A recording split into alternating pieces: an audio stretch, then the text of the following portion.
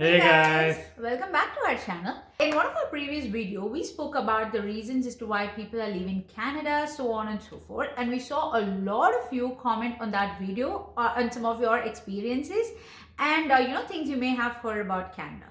So in today's video, we're going to talk about some of the harsh realities of living in Canada. we understand that moving from one country to another is not an easy task, and you will have to set up your whole life all together again in a new country. So there are definitely things that Canada can do better to help new immigrants as well as those living in Canada settle better. So let's get straight into the video.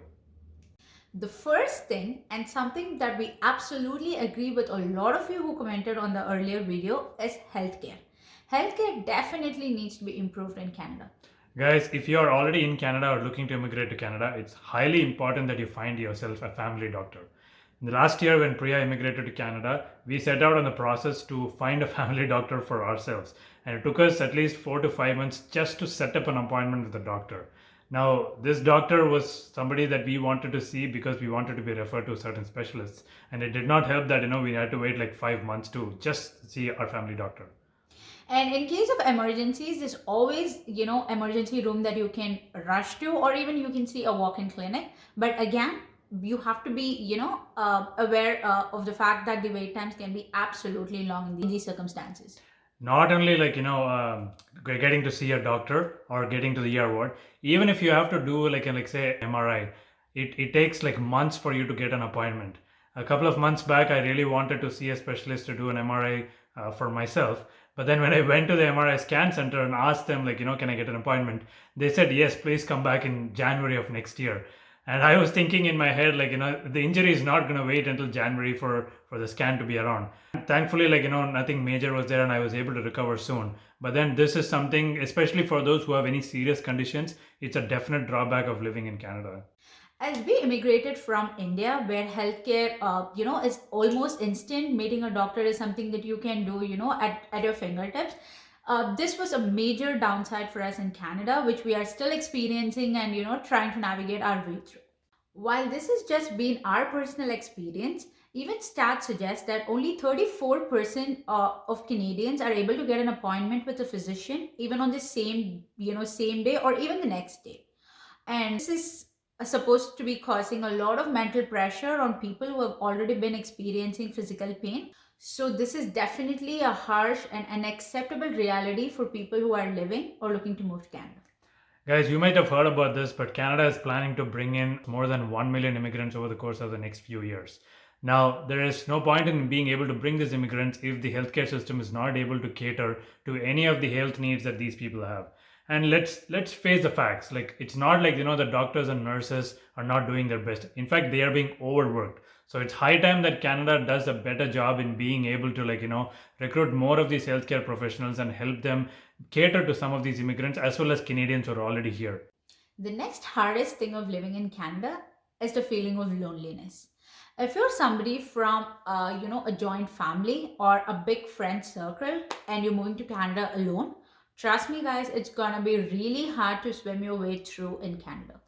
Guys, I was a single child and I moved here in 2016 to study. And even for me, being used to being alone, it was really hard for me to form relationships when I moved to Canada. During the first few years university, obviously it helps that you're put in a group cohort where you can mingle and you can get to know people. But once I graduated out, a lot of people moved out to different parts of the country, and I realized that I had to form new relationships again. And as an adult, it is definitely not easy to be able to make those friendships and relationships in Canada. People who have been born and raised in Canada, they are said to have a close knit circle amongst themselves. So it's hard for you to break in as an immigrant. So it's going to take its own time. But in the due course, it's highly important that you focus on activities which brings joy to yourself just alone without expecting any company, because the first highs are always not a friendship. And not only that, nowadays we are facing remote jobs. And with remote jobs, you definitely don't have the opportunity to maybe physically meet most of your coworkers.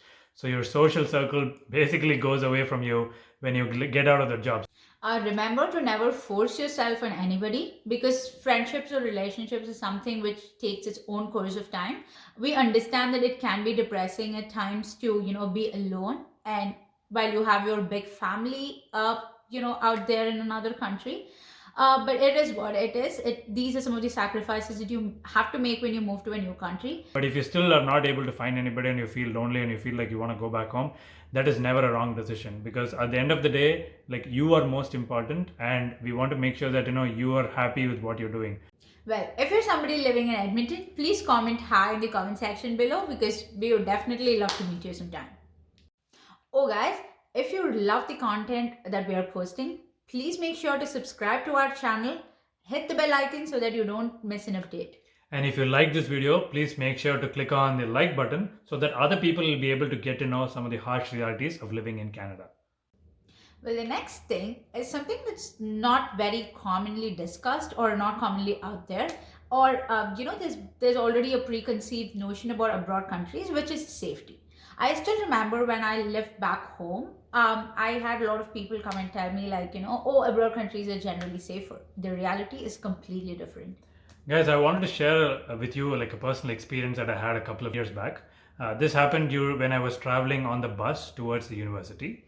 Canada generally, especially in the main parts of the city, have a lot of homeless people. So a couple of these homeless people got into the bus on that day.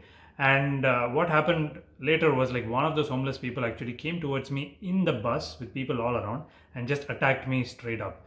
I was in shock. I wasn't sure what to do. So all I could do at that time was just shout back at the person to make sure that at least that will stop the person. The people all around were really quiet. They weren't sure what to do. And in fact, all I could see was the bus driver, like, phoning somebody. So I wasn't sure who he was calling. At that time, I was fearing for my life. And me being a guy, like, I thought, like, oh, it would be much safer, but it was not. Eventually, the person walked away from me and just kept shouting and went away. And I was so relieved at the end of the day that, nothing happened to me and I was able to continue my life here in Canada. North America is generally known for a lot of homeless people, especially these big cities. But not everybody is harmful. It's usually considered that it's pretty safe even when they are around, unless you disturb them in some way or the other. They're just gonna mind their own business. But there are some people who are like heavily on drugs, and sometimes they just don't realize what's happening around them, and that's the time when you have to be like most high on your senses. So, guys, when you go out there, especially to the main parts of the city, stay safe. As much as possible, like, try to stay away from these homeless people. They are struggling, they need help. But our safety is also important for us. So I would advise that you take care of your own safety, and hopefully, like, Canada can address this issue, and moving forward can create some safe cities for immigrants and other people to be able to move into. Guys, the next thing we want to talk about is the perception of living in a foreign country. Now, when my parents used to talk to me, they used to talk about how it is amazing to live abroad. The quality of life is amazing. You can work in some of those sky high, tall skyscrapers and all of that. But in reality, it's actually quite difficult to be able to survive even in Canada. Now, when I moved to Canada initially and then I came as a student, the cost of living was quite high for me to manage as a student if I did not find myself a part-time job here. And finding a part-time job may be easy for some people, but not for everybody. Especially for me, like, when I came from India, like, I had previous work experience, so I was assuming that I could find something that will match up to the experience that I previously had. And so initially my thought process was not that I wanted to get into a minimum wage job, but eventually I realized that if I wanted to get some sort of work experience to be able to live in Canada, I needed to find myself some sort of a job to be able to move forward and pay my fees and my cost of living expenses on a day-to-day basis. Some people, come to Canada just because they want an abroad life, and they don't have a clear focus as to what they want to do in the country, and they just end up studying something which is not recognized by most of the companies that hire people in Canada. And it is even reported that there are a lot of scam universities available in Canada which are just grabbing money from people without probably being recognized by the government. So you just have to be completely mindful of such things if you want to immigrate to a new country. If you look at it from a perspective of an international student, you generally have to pay like 2 to 3 times the fees that a domestic student pays, and there is no guarantee like you will find a job at the end of your studies. Unlike India, where like you have campus placements and other things, there is nothing like that here. You survive based on the skills that you have. That's pretty much it. So definitely something you should consider before you move to Canada. We did see some comments on the quality of food and sunlight and so on and so forth. Those are things that you had faced. We absolutely agree. This that could be something, but we are only here to provide our opinion and our experiences on things that we have faced in Canada. We hope we've given you enough information, on the harsh reality of living in Canada. So, if you have faced any other harsh realities that we have not mentioned, please do comment in the section below so that people who are coming to Canada will be able to see that and will be able to make an informed decision. So, guys, we will see you in another video. Until then, Bye bye bye. bye.